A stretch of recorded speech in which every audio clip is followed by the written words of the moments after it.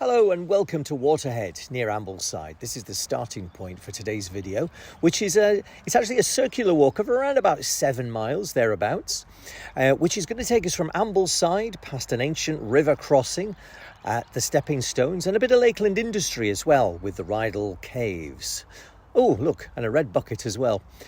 Now, the reason that we're starting here, in fact, is because this is a very important site. This is the Roman fort of Galava. And nearly 2,000 years ago, the Romans came here, and you can just see the foundations of the fort itself. And you can walk right up to these as well. It's just incredible. Now, the reason they built the fort here is because it's quite a sheltered area. You've got the fells of, well, you've got Loughrigg and you've got Fairfield and you've got Wansfell.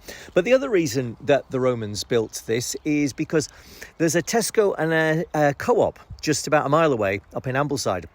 So if they ran out of milk or bread or anything, it wasn't too far to dispatch a soldier and he would go and get the supplies.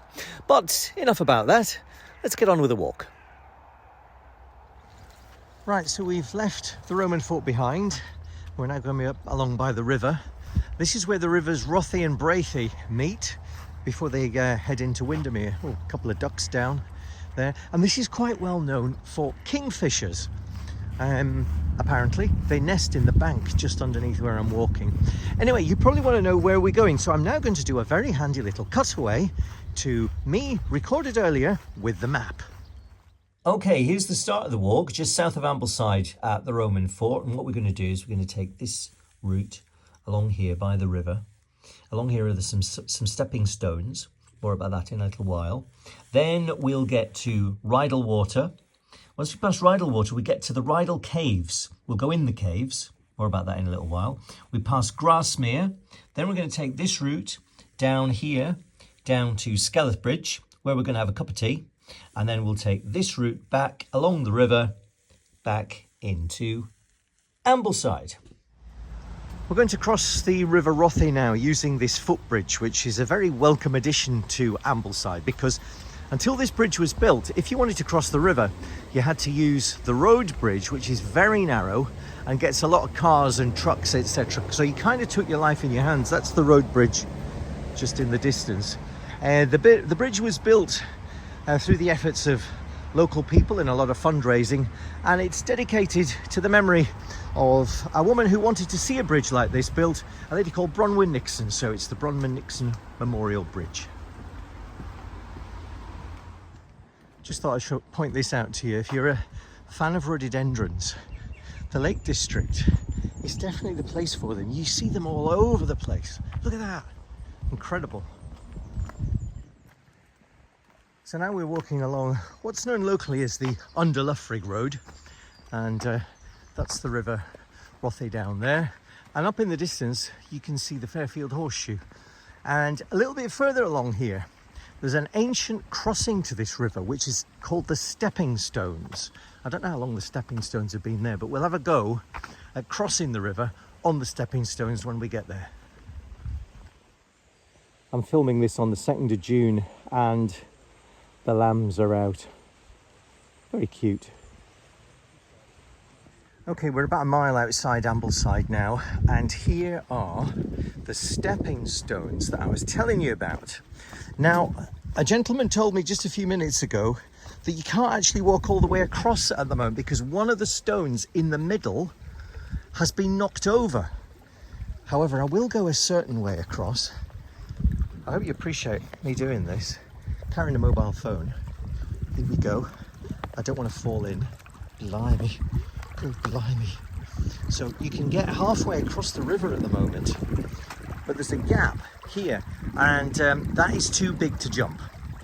So I'm going to quick while I'm ahead and turn around and go back. Right, well, we didn't fall in, and we're now heading towards the hamlet of Rydal. But we're actually not going to go into Rydal. We're going to hang a left just up here and head up towards the Rydal Caves. Now, if you saw the video that I made where I went on the lake, you'll remember there was a bit of jeopardy in that I was trying to catch a boat that left at something like 9:20 in the morning. and I wasn't quite sure if I was going to make it. Well, there's a bit of unintentional jeopardy in this video too, because I've just looked up the website of the cafe I want to take you to at Skelwith Bridge, and according to their website, they close at 4 o'clock today, and it's now 3 o'clock. So we're going to have to get a wiggle on. Right, we're coming down to Rydal Water now, and I'm about to get on my high horse. Look at this. Somebody's left a blooming gate open. Have you never heard of the country code? Shut the gate. Shut the gate. So now we're walking up past Rydal Water. Isn't that beautiful? Now, you could be forgiven for thinking that that's a lake, but it's not actually. It's a water, because in the Lake District, bodies of water like that are either Rydal Water or Grass Mere. They're meres or waters. In fact, the only true lake in the Lake District, or the one that's named a lake, is Bassenthwaite Lake. So there you go. So don't talk about Windermere Lake. If you talk about Windermere Lake, everybody knows that you're not from around here. You just talk about Windermere. It's just Windermere. This is worth a look at. You see all these pennies that have been shoved into this old tree trunk. There must be a tenner's worth there. Whew.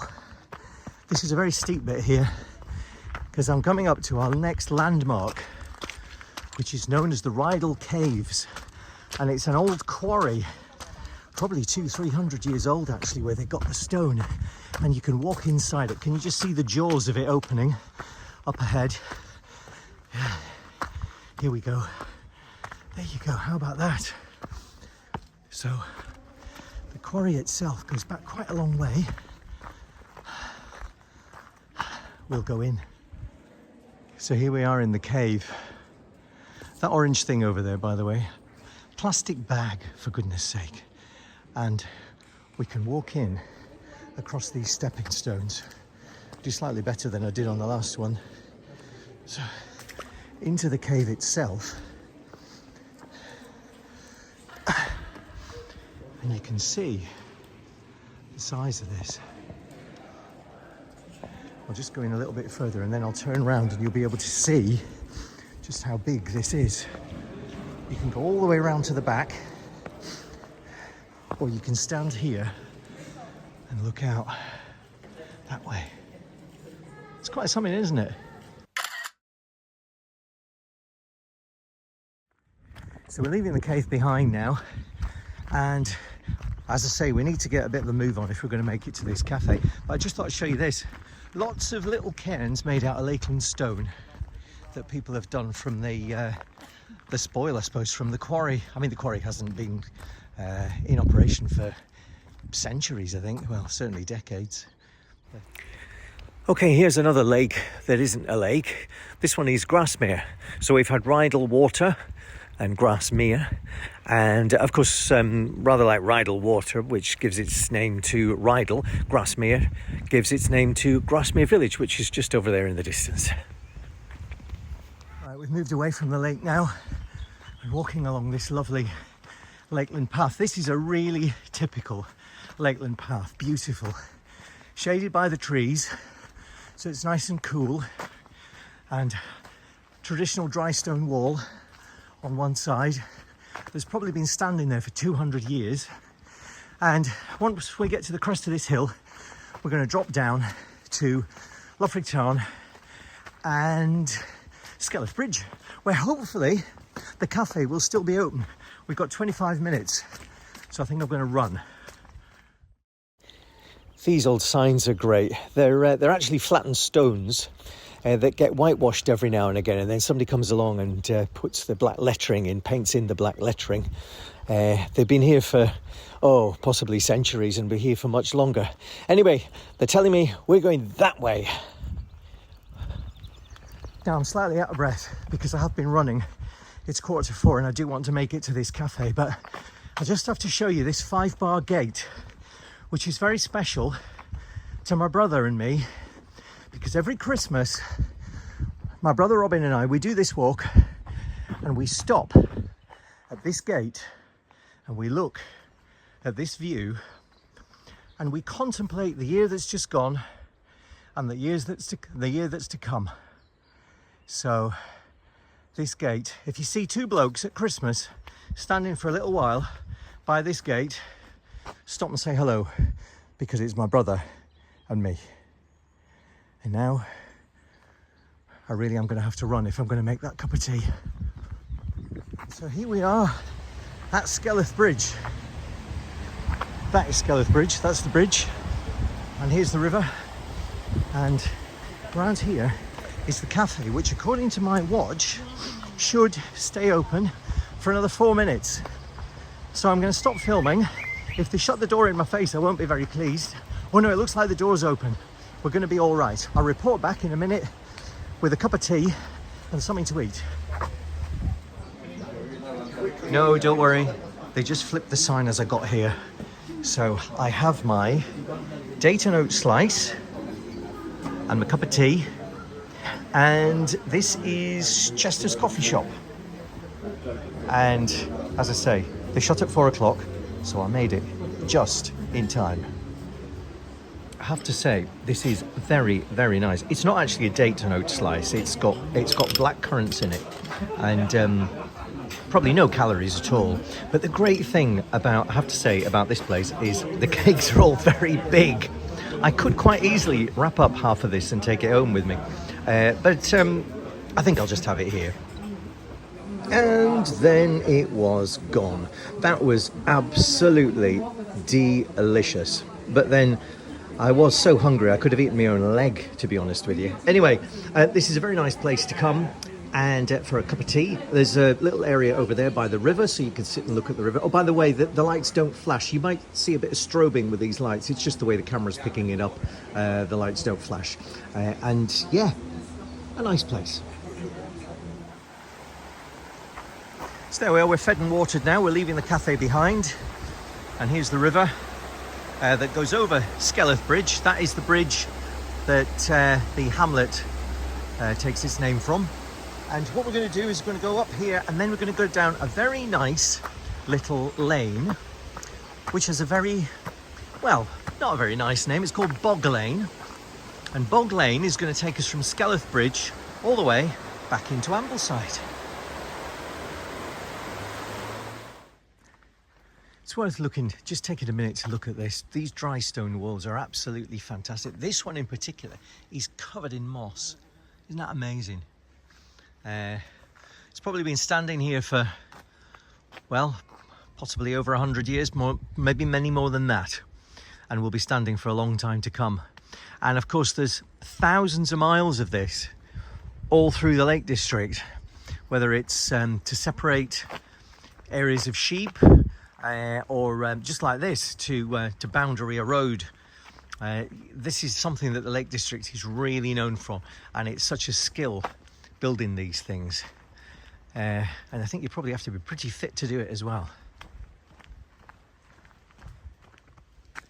Now there's occasionally horses go up these paths, so you have to pick your way sometimes. You might be wondering, why on earth is he showing me a picture of some horse smoke? Well, it's because whenever I see that, it always reminds me of the old Les Dawson joke. Do you remember when Les Dawson, along with Roy Barraclough, they were Sissy and Ada? And Sissy, the slightly posher character, she says, "Oh, Ada, this morning your Bert was coming down the street asking for manure for the roses, and he was just shouting, 'Manure, manure,' like that. Could you not get him to shout something a little bit more genteel?" And the Ada character pauses and says, "You want to think yourself lucky. Took us 10 years to get him to shout manure." Now here's a favourite stopping off point. Apologies if there's wind noise here. I didn't bring a proper mic with me, but anyway, this is a beautiful carving in Lakeland stone of all the fells, you see. Very nice. In memory of Brian Park Martindale. And all the fells have been laid out there, and what you do is you go back like this, you look at the stone, and then you look at the real thing.